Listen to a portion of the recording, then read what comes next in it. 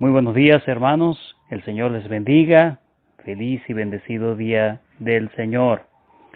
Agradecidos a nuestro buen Dios por los momentos en que podemos congregarnos. Sin embargo, hoy nos toca en casa nuevamente, pero seguimos dando adoración a nuestro Señor en su día. Ubíquense por favor en Efesios capítulo 6. Efesios es la carta que hemos estado estudiando en el tiempo de la predicación, luego de haber tenido el tiempo de adoración por cánticos, oraciones y meditación de su palabra, lectura de su palabra. Ahora vamos a rendir culto a nuestro Señor, atendiendo con un corazón presto y atento a su palabra. Vamos a ubicarnos en la carta de Pablo a los Efesios, capítulo 6, versículos 5 al 9.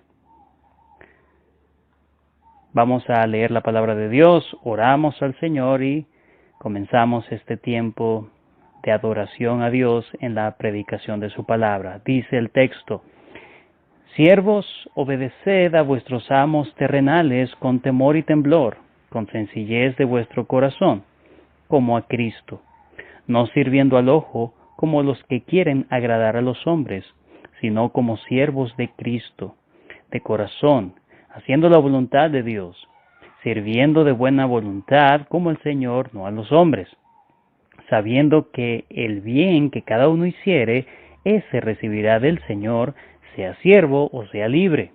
Y vosotros, amos, haced con ellos lo mismo, dejando las amenazas, sabiendo que el Señor de ellos y vuestro está en los cielos, y que para Él no hay acepción de personas. Oremos.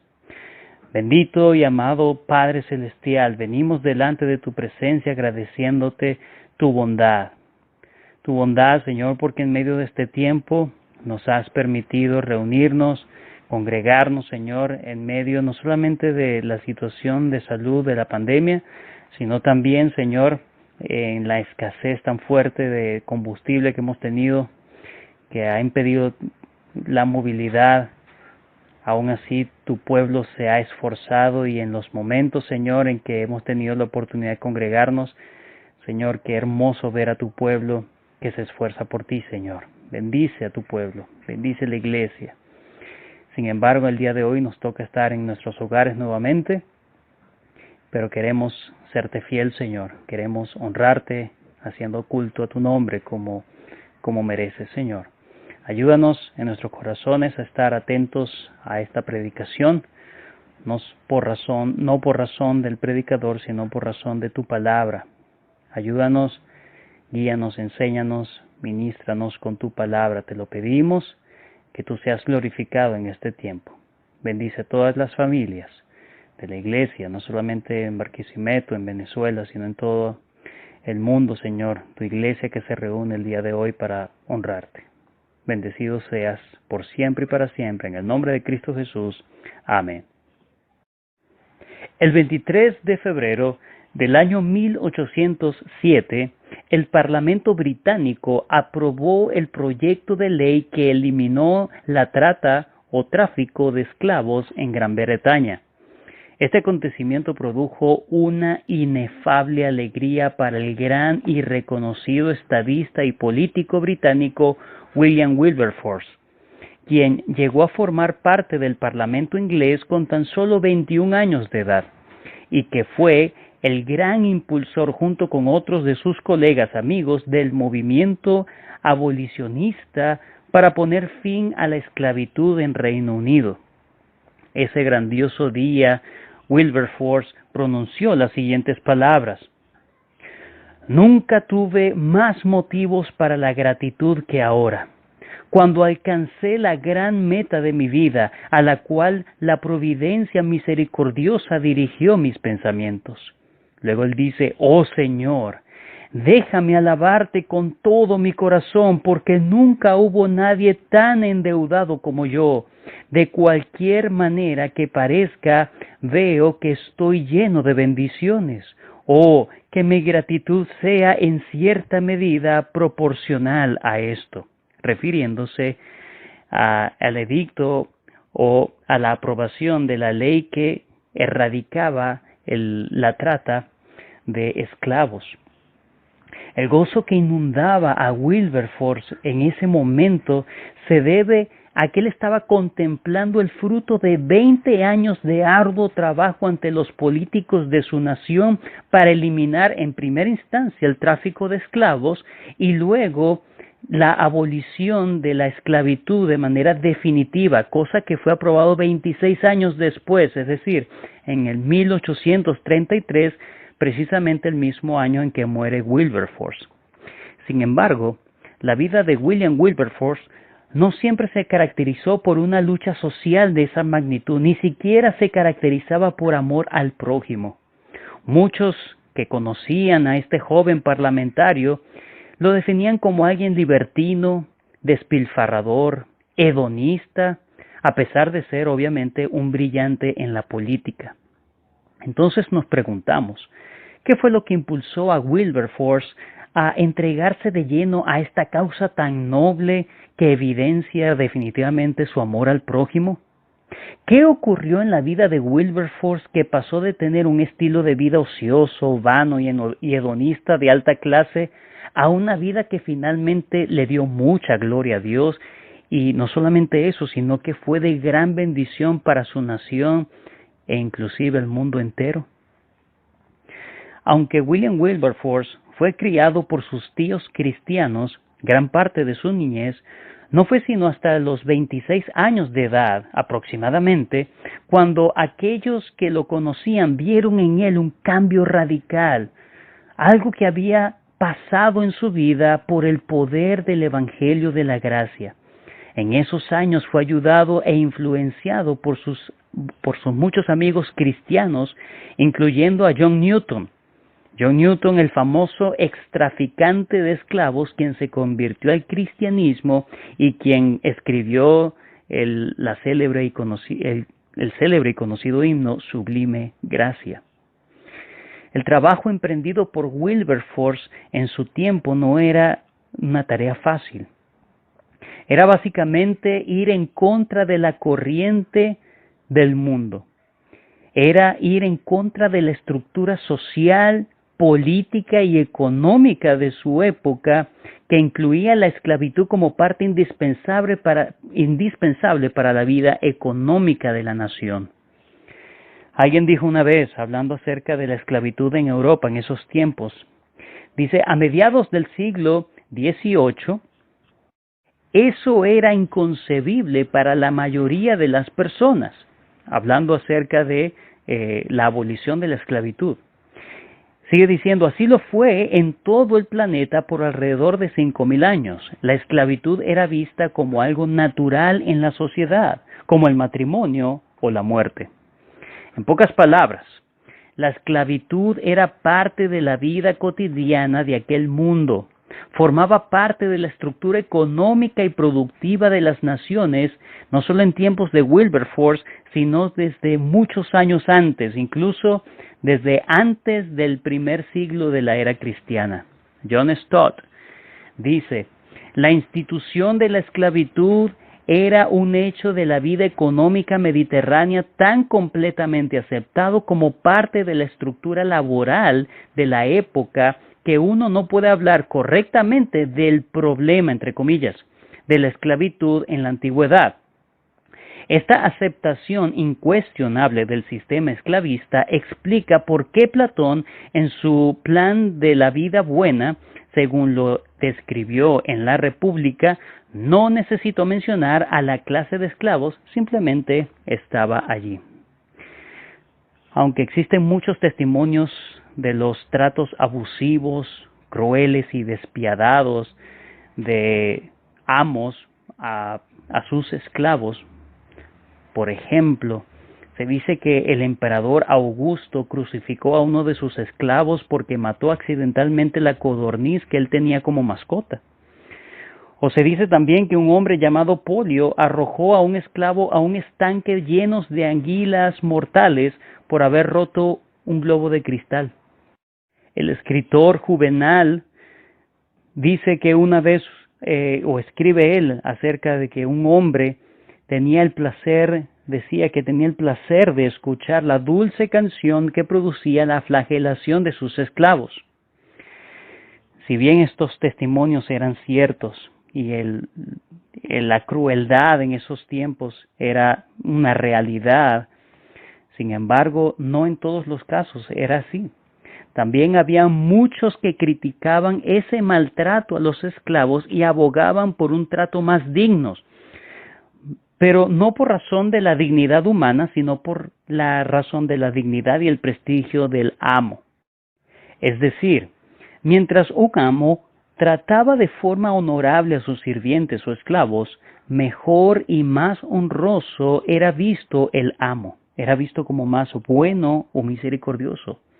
El trato a los esclavos demostraba la superioridad del amo, aunque éste seguía teniendo derecho a hacer con su esclavo como quisiera. Sin embargo, lo cierto es que de manera muy general, la esclavitud como tal era considerada no como un asunto humano, sino como un asunto económico, un asunto de la economía vital para el mantenimiento de las naciones. Así que el emprendimiento de Wilberforce por ir en contra de la esclavitud básicamente era una labor muy osada, era ambiciosa y hasta ridícula o absurda en su momento, porque era ir en contra de la estructura social y económica de su país, era tocar los pilares que sostenían las sociedades del momento. Y nos preguntamos también entonces, ¿por qué se atrevió Wilberforce a hacer esto? ¿Qué dice la Biblia en cuanto a este asunto de la esclavitud? ¿Pide Dios esto a los cristianos que vayan en contra de este tipo de instituciones? ¿Qué dice la Biblia de la esclavitud? ¿Cómo podemos aplicar estos pasajes de Efesios capítulo 6, versículos 5 al 9 en nuestros días? Recordemos, hermanos, que estamos en una sección práctica de la carta de Pablo a los Efesios, que comenzó en el capítulo 4, hablando de la conducta o la ética cristiana en la iglesia, capítulo 4, versículos 1 al 16. Luego Pablo habla de la conducta cristiana en medio de la sociedad, cuyo objetivo es ser un imitador de Dios, Efesios 4, 17 hasta el capítulo 5, versículo 21. Y por último hemos estado viendo la ética cristiana en la familia. Efesios capítulo 5, versículos 22 hasta el capítulo 6, versículo 9, el cual estaremos finalizando en el día de hoy.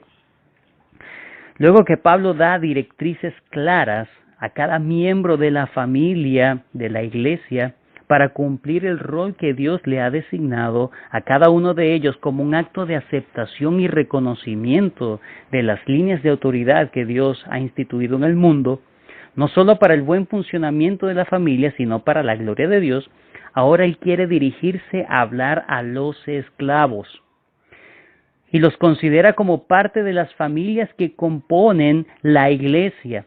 Y eso era, un asunto totalmente revolucionario en sus tiempos. Esto debió caer como una bomba en la iglesia de Éfeso. ¿Cómo es posible que en una carta pública se esté dirigiendo a los esclavos? Era algo inaudito en sus tiempos. Pero hay tres cosas que nosotros podemos aprender de manera general de lo que nos enseña Efesios capítulo 6, versículos 5 al 9. Número 1. La Biblia dignifica a todos los seres humanos a pesar o indistintamente de la condición social en que éstos se encuentren. Hermanos, no era común que una persona que no fuera su amo se dirigiese al esclavo para conversar o darle consejos o dirigir su palabra. Los esclavos, hermanos, eran considerados parte de la familia, ciertamente, pero no a nivel de seres humanos, sino a nivel como de animales domésticos. Los esclavos no tenían derecho alguno en la sociedad. Ellos eran considerados simplemente unos bienes muebles de sus amos, solamente un poco más que un animal, simplemente no contaban en la sociedad. El filósofo Aristóteles dijo una vez, un esclavo es una herramienta viva, así como una herramienta es un esclavo inanimado. Él también decía, un esclavo es un tipo de propiedad con alma. Así que el hecho de que Pablo dedicara una sección dirigida a los esclavos para exhortarlos y aconsejarlos, definitivamente, hermanos, debió ser muy impactante para los lectores primarios de la carta a los Efesios. El hecho de dedicar una sección para hablarle a unos esclavos en un escrito público era inaudito. Los esclavos, hermanos, no tenían derechos, pero Pablo les está reconociendo como personas. Pero no solamente eso, los reconoce como personas morales y éticamente responsables ante Dios. Así como las mujeres y los niños son dignificados en las Escrituras por ser creados a imagen de Dios, igualmente que los hombres, que los varones, de igual forma los esclavos son tomados en cuenta en las Escrituras para que sean tratados de forma digna, cuyo estado social no exige entonces ser tratados como animales, sino como personas que también llevan la imagen de Dios y forman parte íntegra de la familia de la fe, con todos los derechos y deberes de un verdadero creyente. Delante de Dios, la enseñanza, ningún ser humano es superior a otro. Número 2, otra cosa de manera general que podemos extraer de este pasaje. Número 2, la Biblia no prohíbe o no condena la esclavitud, pero tampoco la promueve, sino que más bien la tolera. Vemos en la Biblia que ni en el Antiguo Testamento, ni en el Nuevo Testamento, ni en esta sección de Efesios, vemos que profetas y apóstoles o predicadores hacen una petición a los amos a que liberen a los esclavos. Por lo menos habían dos razones para esto. Número 1, la esclavitud no podía abolirse de un día para otro, hermanos. Recordemos lo que ya hemos dicho anteriormente. Acabar con la esclavitud de forma inmediata era desestabilizar por completo la vida económica y social de una nación. En la mayoría de las ciudades romanas habían más gentes esclavas que libres. Y alguien dijo una vez, si los cristianos hubiesen liberado a sus esclavos, hubiesen condenado la mayoría de ellos al desempleo y las penurias. La esclavitud tenía que ser tolerada por un poco más de tiempo. En segundo lugar, hermanos, el llamado a la Iglesia de Cristo no es producir cambios sociales ni económicos en el mundo. El cristianismo, hermanos, es más bien una transformación de los hombres dentro del sistema en que ellos se encuentren. No es la transformación del sistema, sino la transformación dentro del sistema, la transformación del corazón del hombre. Como dice el pastor Sugel Michelén, él dice, ¿qué hizo el cristianismo? Establecer los principios que eventualmente provocaron la abolición de la esclavitud. Cuando el Imperio Romano colapsó, el sistema de esclavitud colapsó con él dentro de esas tierras, y eso debido en gran medida a la influencia del cristianismo. Más adelante él dice, el cristianismo venció finalmente, pero obrando desde dentro del corazón, no imponiendo un nuevo sistema político y económico. Entonces, de las tres cosas hemos mencionado. Número 1, la Biblia dignifica a los seres humanos a pesar de la condición social en que ellos se encuentren. Número 2, la Biblia no prohíbe o condena la esclavitud, pero tampoco la promueve, sino que más bien la tolera. Y en tercer lugar, de una manera general que podemos aprender, es la aplicación. ¿Cómo aplicamos este tema de la esclavitud a nuestros días? Bueno, hoy en día ya no existe la esclavitud. Sin embargo, esto sigue siendo palabra de Dios. Este texto sigue siendo entonces totalmente aplicable en nuestros días. aplicable para hablar de las relaciones laborales en los creyentes o entre los creyentes. Los esclavos, hermanos, primariamente venían de las invasiones de pueblos más grandes a los pueblos más pequeños. Pero también los esclavos venían de soldados sobrevivientes de ejércitos derrotados que quedaban de las batallas como botín de guerra y se repartían para ser sirvientes de aquellos pueblos victoriosos. En ese sentido, la esclavitud era un asunto forzoso. Pero también habían esclavos que venían de una forma voluntaria. La esclavitud también era una forma de pago que se practicaba en la antigüedad.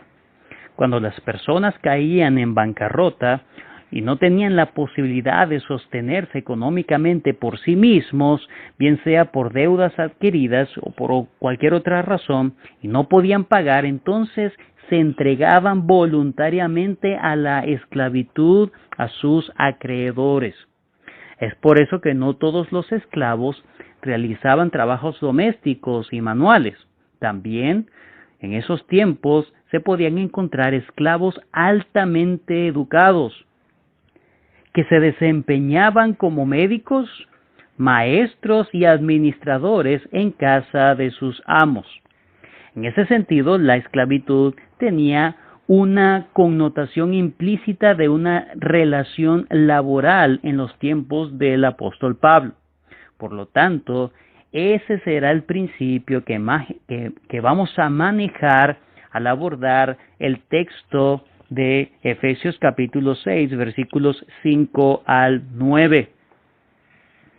Después de ver este panorama general, todas estas cosas que hemos visto de forma muy general, ahora vamos a considerar de forma específica este texto, de forma expositiva. El bosquejo que seguiremos en esta mañana será el siguiente. Número 1, versículos 5 al 8, encontramos la exhortación de Pablo a los esclavos o, para nuestra aplicación moderna, los empleados. Vuelvo a repetirlo. Versículos 5 al 8, la exhortación de Pablo a los esclavos o los empleados. Y número 2, versículo 9, la exhortación de Pablo a los amos o los empleadores. Vuelvo a repetirlo. Versículo 9, la exhortación de Pablo a los amos o los empleadores. Comencemos entonces con nuestro primer encabezado. La exhortación de Pablo a los esclavos o empleados. Versículos 5 al 8. Lo primero que vemos en estos versículos 5 al 8, es que Pablo da un mandato. Dice, siervos, versículo 5, siervos, obedeced a vuestros amos. En el mundo antiguo, la obediencia de un esclavo a su amo era un asunto tácito, era su responsabilidad implícita. Por eso preguntamos por qué Pablo exhorta a la obediencia si era un asunto tan obvio. Bueno, Pablo manda a los siervos a obedecer a sus amos en el contexto, no olvidemos eso, en el contexto de lo que él ha dicho en el versículo 21 del capítulo 5. Dice allí, someteos unos a otros en el temor de Dios. Es decir, no solo se debe a la obediencia por ser el amo o el jefe, sino por un reconocimiento del orden que Dios ha establecido en el mundo. La intención de Pablo, a partir del versículo 22 en adelante, recuerden, es explicar cómo es ese sometimiento de los unos a los otros, enseñando los diferentes matices que existen del sometimiento en las diferentes esferas relacionales de los seres humanos. La obediencia, por ejemplo, de las esposas a los esposos no es igual a la obediencia de los hijos a sus padres. Si bien hay que obedecer, pero ellos tienen sus matices. Tampoco es igual la obediencia entonces de los esclavos a sus amos.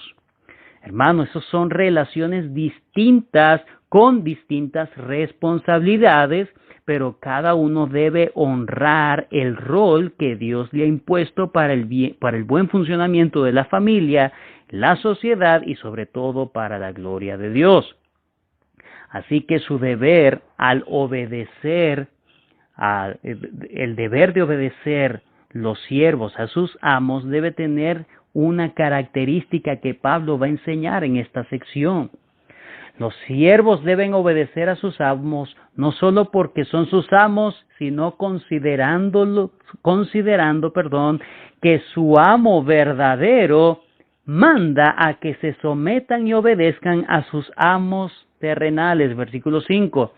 Siervos, obedeced a vuestros amos terrenales. El hecho que un esclavo sea libre en Cristo, esa libertad no implica una libertad de sus responsabilidades contractuales. Así como ocurre con las esposas y los hijos, los siervos deben obedecer a sus autoridades no porque se lo merezcan, ni porque uno quiera, sino porque Dios lo manda. Finalmente, yo obedezco, o el siervo obedecía a su amo porque estaba obedeciendo la voz de su verdadero amo, Dios. Además, esa obediencia debe tener una acción continua. Está escrito en modo continuo. Esa obediencia debe ser siempre. Y esa obediencia debe ser en todo, excepto en aquellas cosas que sean totalmente contrarias a la ley de su verdadero amo, es decir, a la ley de Dios. Un empleado cuyo jefe le mande cualquier cosa en todo aquello que está dentro de su ámbito de responsabilidad, su deber es obedecerlo con prontitud y con buen ánimo, sin estarse quejando ni estar murmurando. Asimismo lo enseña el apóstol Pedro, primera carta de Pedro, capítulo 2, vayan conmigo. Primera carta de Pedro, capítulo 2, versículo 18. En adelante dice, vamos a leerlo hasta el 21. Primera carta de Pedro, capítulo 2, versículo 18. Criados, estad sujetos con todo respeto a vuestros amos. Qué interesante. No solamente a los buenos y afables, sino también a los difíciles de soportar, porque esto merece aprobación si alguno, a causa de la conciencia delante de Dios, sufre molestia padeciendo injustamente. Pues, ¿qué gloria es si pecando sois abofeteados y lo soportáis? Mas, si haciendo lo bueno sufrís y lo soportáis, esto ciertamente es aprobado delante de Dios. Pues para esto, si quieres subraye eso, hermano, pues para esto fuisteis llamados, porque también Cristo padeció por nosotros, dejándonos ejemplo para que sigáis sus pisadas. Si Cristo respetó las líneas de autoridad y sufrió injustamente por autoridades sin rebelarse, ¿cuánto más nosotros? Dice Pedro, para esto fuimos llamados, para seguir el ejemplo de Cristo. Sin embargo, hay momentos cuando es necesaria la desobediencia a la autoridad, pero aún allí eso debe ser con todo respeto. Fíjense, por ejemplo, Daniel dice que propuso en su corazón no contaminarse con la porción de la comida del rey. Daniel no se rebeló de una forma inadecuada, de una forma altanera ante sus autoridades en ese momento, sino que fue muy respetuoso y Dios le dio gracia.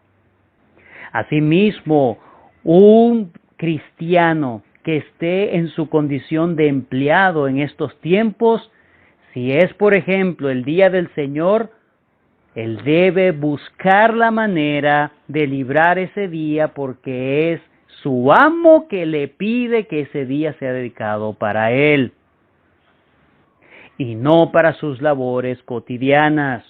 El Señor ha dado a su pueblo 6 días para trabajar. 6 días trabajarás y el séptimo me lo dedicas a mí. Esa es la voluntad de Dios. Así que alguien que está empleado, que no tenga la posibilidad de manejar su tiempo de sus labores, entonces debe pedir al Señor que le ayude a obedecer a Dios antes que los hombres, pero debe ser sabio, con todo respeto, porque también le debe obediencia a su amo terrenal. Sin embargo, su obediencia primaria debe ser a su amo verdadero, el Dios Todopoderoso. Por eso, la forma en cómo un empleado se relaciona con su jefe revela mucho cómo está su sujeción y su obediencia al Señor. Así como un empleado se dirige a su jefe, sea quien sea, de la misma manera, eso revela cómo está su intimidad, en cómo se dirige ante Dios. En esta misma sección encontramos entonces también la forma de la obediencia. No solamente es el mandato a obedecer, sino cómo debe obedecer. Para Dios, hermanos, no es importante solo el qué de las cosas, sino el cómo. Dios no quiere que sepamos solamente lo que debemos hacer, sino cómo lo debemos hacer. La obediencia verdadera ante los ojos de Dios no es solamente un asunto de cumplir una orden y ya, sino que es un asunto que va mucho más allá. Versículo 5, su parte B, dice: con temor y temblor, con sencillez de vuestro corazón, como a Cristo. Esta expresión de temor y temblor en las Escrituras no significa que sea un servilismo humillante, como si fuera alguien, ¿verdad? El amo como si fuera alguien superior al empleado. Más bien, esta frase siempre está relacionada con Dios, con el reconocimiento de la autoridad de Dios sobre nosotros, y no solo por el temor al castigo de Dios.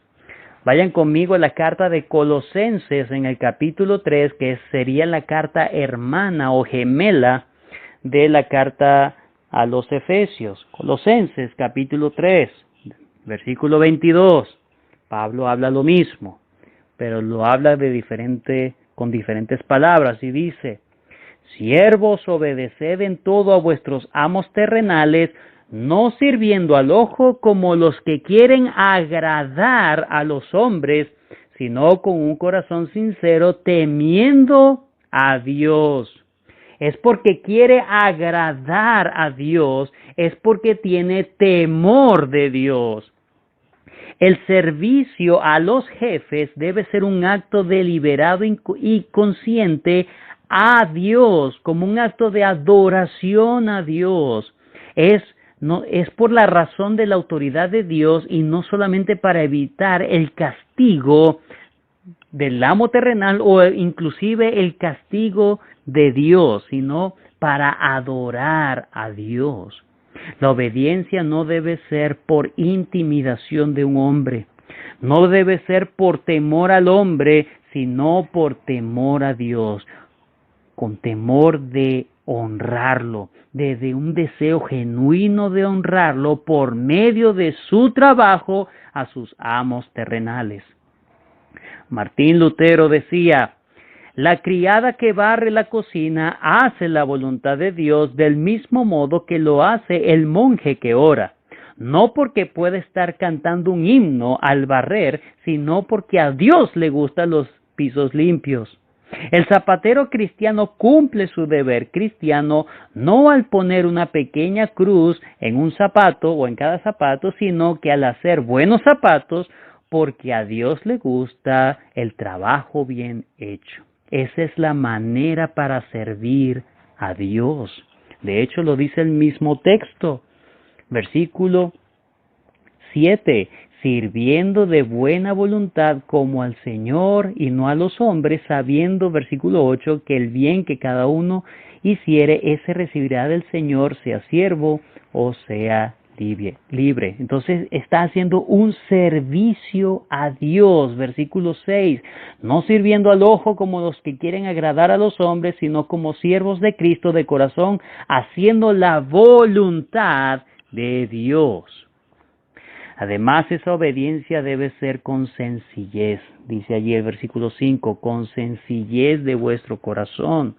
Significa que no debe haber hipocresía, no debe haber apariencia, no se debe aparentar la obediencia, debe ser algo íntegro, debe ser con rectitud de corazón. Es un servicio que se le está prestando no a la persona, sino a Cristo. Debe ser un acto de adoración. No debe haber propósitos ulteriores, distintos a la obediencia honorable a la persona.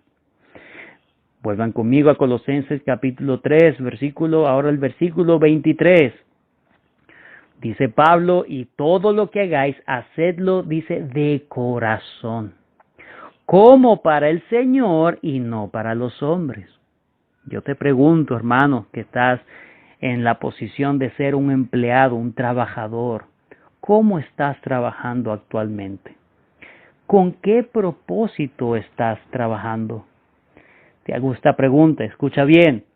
¿Le trabajarías a Cristo de la misma forma que le estás trabajando actualmente a tu jefe?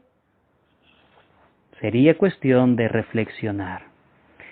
Si Cristo merece honra, merece excelencia y calidad en nuestro trabajo, también nuestro amo terrenal, nuestro empleador, también lo merece porque es la orden de nuestro amo. Y lo tercero que podemos ver en esta sección de la exhortación de Pablo a los empleados o a los siervos es el propósito de la obediencia. ¿Para qué lo vas a hacer? Todas las cosas que hace un cristiano en su vida debe hacerlo para Dios, incluyendo su trabajo, sabiendo que siempre está delante de Dios y es Dios y no el trabajo quien le sustenta. El propósito debe ser el servicio a Dios. El propósito del trabajo no debe ser para recibir reconocimiento del jefe, no debe ser para recibir un ascenso en el trabajo. Ese propósito es muy mediocre, hermanos. Ese propósito es terrenal, es egoísta, es de corto alcance. El propósito debe ser mucho más allá, debe ser más glorioso. El propósito debe ser la honra del nombre de Dios. Debe ser esperar la recompensa de Dios y no la del jefe, versículo 8, sabiendo que el bien que cada uno hiciere, ese recibirá del Señor. Del Señor. Es Dios quien le va a pagar, es Dios quien le va a remunerar. Pero si esperamos el aplauso y la remuneración de los hombres y no el de Dios, entonces Dios te dará eso. Hasta ahí quedará tu trabajo, simplemente reconocido por los hombres. Pero Dios promete honrar a aquellos que le honran. No aquellos que honran a sus jefes, sino aquellos que lo honran a Él. La promesa es aquellos que lo honran a Él. Así que cualquier beneficio que Dios considere darte en su bondad, porque tú le estás honrando, entonces Él usará a tu jefe como un medio para recompensarte. El propósito primario entonces para el esfuerzo del trabajador no debe ser la avaricia, ni debe ser la codicia, debe ser más bien el honor y la gloria de Cristo y no el aumento de su sueldo ni el prestigio de su nombre para no recibir o simplemente para no recibir el castigo de su jefe. Primera de Timoteo capítulo 6 versículo 9 dice, porque los que quieren enriquecerse caen en tentación y lazo. ¿Para qué trabajas? Para enriquecerte. Las Escrituras te advierten, los que quieren enriquecerse caen en tentación y lazo y en muchas codicias necias y dañosas que hunden a los hombres en destrucción y perdición. Tito capítulo 2, versículo 9. Pablo también sigue exhortando y dice: exhorta a los siervos a que se sujeten a sus amos, que agraden en todo, que no sean respondones, no defraudando, sino mostrándose fieles en todo, para que en todo, este es el propósito, adornen la doctrina de Dios, nuestro Salvador. Por eso, el siervo, el empleado debe hacer lo que la esposa y el esposo y los hijos deben hacer para cumplir el rol que le corresponde hacer. Deben llenarse del Espíritu Santo. Coram Deo. Coram Deo es una frase en latín que significa delante de Dios. Así es como el cristiano debe vivir, con conciencia de que está delante de los ojos de Dios. Por eso es que un cristiano lleno del Espíritu trabajará de esa forma delante de Dios. Esté su jefe terrenal o no, él trabajará de la misma manera y con la misma calidad. Él será entonces un siervo de Cristo. Él sabrá que está dando un servicio a Cristo por medio de su trabajo. Él está haciendo la voluntad de Dios. Por eso, un verdadero creyente, un trabajador lleno del Espíritu, atención, no roba el tiempo en que debe estar trabajando y produciendo, haciendo otras cosas. Incluso si quiere hacer cosas nobles y piadosas como evangelizar. El testimonio del Evangelio puede hacerse en otro momento, pero el mejor testimonio que puede hacer es ser un hombre trabajador que cumpla su horario de trabajo. Luego puede, si quiere evangelizar a sus compañeros, puede invitarlo a un café, puede invitarlo a su casa, pueden ir a algún sitio fuera del horario de trabajo para compartirles el Evangelio, pero dentro del trabajo hay que trabajar. Lo que yo estoy hablando, hermanos, es lo que sacó adelante los países de Occidente. Esta es la teología reformada del trabajo. Debemos honrar a Dios por medio de nuestro trabajo. Esto es la diferencia entre los países reformados que progresaron, que crearon riquezas, y a diferencia de los países de la iglesia, donde estaba la iglesia católica romana. Debemos, hermanos, poner todo nuestro corazón, todo nuestro empeño, porque es a Cristo a quien debemos servir o a quien estamos sirviendo, sea el trabajo que sea. Quien trabaja solamente movido por el dinero, o por la aprobación de los hombres, o por temor a los hombres, es un necio, es un mediocre, es un esclavo. Pero quien trabaja para Dios es verdaderamente libre para servir por amor. Y eso sí le da la gloria a Dios. Para terminar, veamos la exhortación de Pablo a los amos o los empleadores. Versículo 9. Y vosotros, amos, haced con ellos lo mismo, dejando las amenazas, sabiendo que el Señor de ellos y vuestro está en los cielos, y que para Él no hay acepción de personas. Pablo llama la atención a los amos para que hagan lo mismo, que deben hacer lo mismo que los esclavos deben hacer. Si los esclavos están sometiéndose a sus amos para servir a Dios, si están trabajando para Dios, lo mismo deben hacer los amos. Ellos deben someterse a Dios, ellos deben honrar a Dios en su vida, en la forma en cómo están mandando, dirigiendo y tratando a sus siervos. Si los amos, si los jefes quieren respeto, ellos deben tratar con respeto. Si quieren honra, deben dar honra. Si quieren que muestren interés en sus cosas, en sus asuntos, entonces muestren ustedes, jefes, interés en las cosas, en los asuntos de sus siervos. En pocas palabras, Pablo está o tiene en la mente lo que conocemos como la regla de oro. Hagan con los hombres como ustedes les gustaría que los hombres hicieran con ustedes. El amo o el jefe debe ser empático, debe ser comprensible con las necesidades de sus empleados, debe pensar cómo le gustaría ser tratado y ser remunerado si él fuese el empleado. De esta manera, el amo está sirviendo a Cristo, está honrando en la forma en cómo trata a sus subordinados. Pero por eso, no usa amenazas, como dice el versículo 9, haced lo mismo dejando las amenazas, porque a él no le gustaría servir por amenazas. De hecho, Cristo no nos manda a servir por amenazas, sino por amor. El amo debe ser un fiel imitador de Cristo. Él debe entender que su papel es representar a Cristo ante sus siervos. Colosenses capítulo 4, la carta hermana a Efesios, hablando al mismo tema, en el versículo 1. Efesios capítulo 4, versículo 1.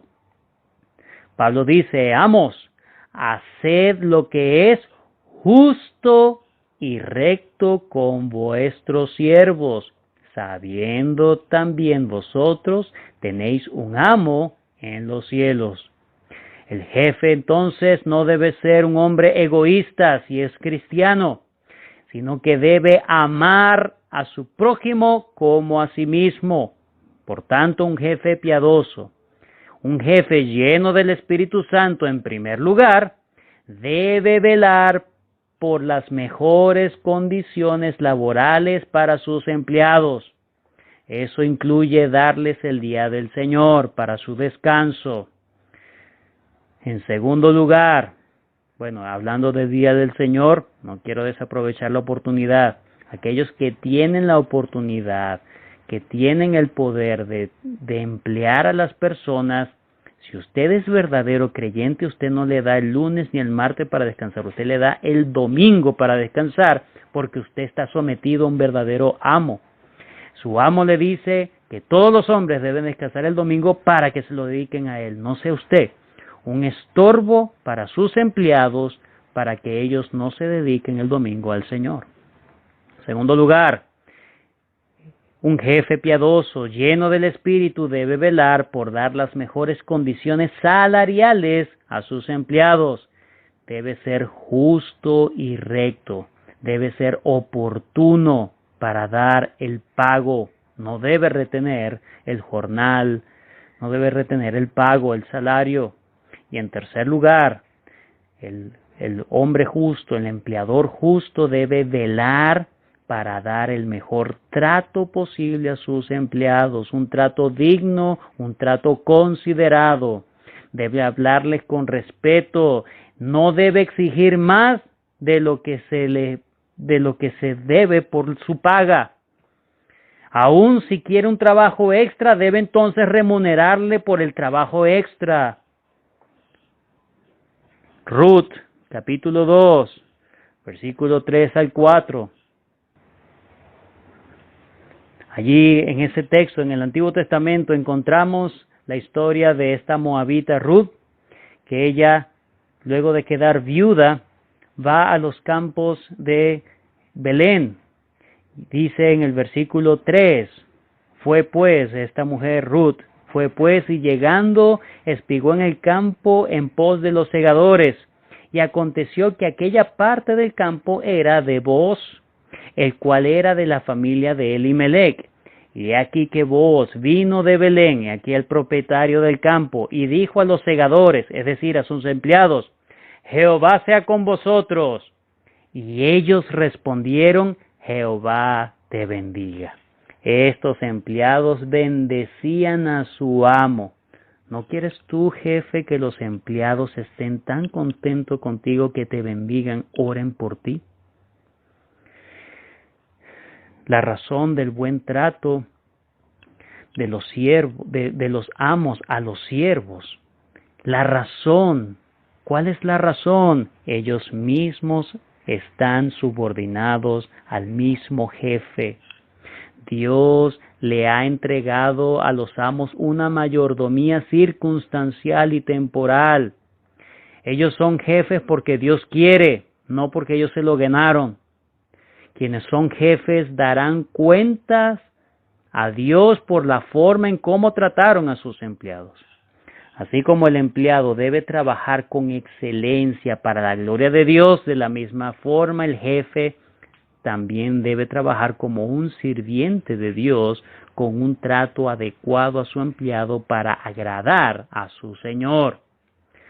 Pablo entonces les advierte a los amos, versículo 9, dejando las amenazas, sabiendo que el Señor de ellos y vuestro está en los cielos y que para Él no hay acepción de personas. Pablo les está advirtiendo a los amos, a los jefes, que si ellos tratan a sus siervos con amenazas, coacción o maltrato, no van a quedar impunes.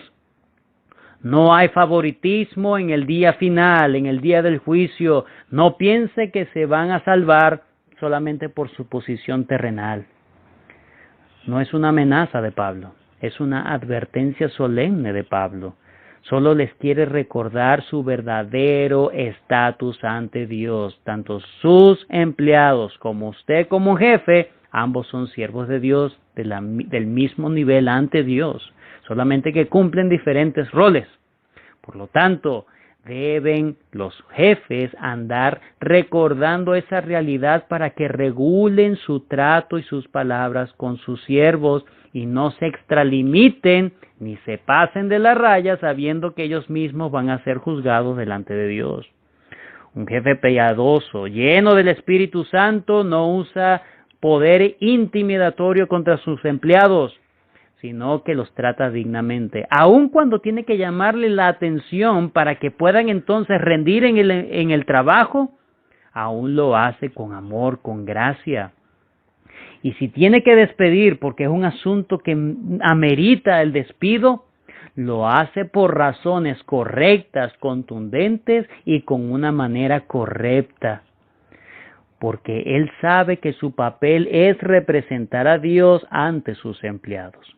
Un jefe piadoso sabe que todo lo que tiene es por gracia y sabe que su rol es ser administrador del mismo, por lo tanto debe cuidarse de abusar de su autoridad y que su posición lo haga pensar que él vale más que sus empleados. Debe cuidar su corazón. El propósito no debe ser tan bajo como simplemente lograr la productividad. Vuelvo a repetir esto. El propósito no debe ser tan bajo como simplemente lograr la productividad y prosperidad de la empresa, sino que debe ser la gloria y la honra de Dios. Por lo tanto, todas sus acciones y tratos hacia sus empleados estarán regulados y supeditados a este propósito. Él se verá el jefe como un siervo de Dios que está a cargo de otros siervos de Dios para que sus labores sean para el bien del prójimo y sobre todo para la gloria de Dios. En conclusión, ser cristiano es estar sometido al reinado absoluto de Dios, al reinado de Cristo en todas las áreas de la vida. Cristo no solamente es Salvador del creyente, sino que es Señor del creyente. Cristo debe regir todo el ámbito de la vida del creyente. Por lo tanto, un creyente debe procurar que está agradando a su amo, obedeciendo a sus instrucciones. Si está en la condición de empleado, él va a trabajar de manera excelente, eficiente, con todas sus fuerzas, con alegría y entusiasmo, porque lo está haciendo para su Señor Jesucristo. Si está en el rol de un empleador, de un jefe, entonces hace todo lo posible para que sus empleados estén bien para la gloria de Dios. ¿Por qué William Wilberforce hizo todo, dedicó tantos años de su vida por el bien de su prójimo? Porque él trabajó para la gloria de Dios. Él dijo: espero vivir más que hasta ahora para la gloria de Dios y el bien de mi prójimo. El ejemplo de William Wilberforce es un ejemplo de alguien que no era un ministro de la palabra de Dios, no era un predicador, no era un pastor, no era un misionero, pero en el ámbito de trabajo, en la política donde él se desenvolvía, él le dio gloria a Dios y fue tan impactante lo que él hizo por la gloria de Dios y por el bien de su prójimo, que todos nos beneficiamos de ese arduo trabajo de Wilberforce. Hermano, ¿qué legado quieres dejar tú para tu familia, para tus hijos, para tus empleados? ¿O qué testimonio quieres dar a tu jefe? Que el Señor nos ayude a ser cristianos verdaderos, cristianos que puedan vivir para la gloria de Dios, no para propósitos personales, un ascenso, una remuneración mejor, recibir créditos, recibir halagos de las personas. Esos son motivos vanos, hermanos. Debemos vivir para la gloria de Dios. Debemos buscar la recompensa de Dios. Pero esto será imposible sin el Espíritu Santo. Será imposible vivir de esta manera si no tienes al Espíritu Santo y si no te llenas del Espíritu Santo. Si estás como empleado, debes llenarte del Espíritu Santo para obedecer por amor. Si estás como empleador, como jefe, debes llenarte del Espíritu Santo para tratar correctamente y hacer un jefe como Dios quiere que tú seas. Llenarse del Espíritu Santo es llenarse de la palabra de Dios.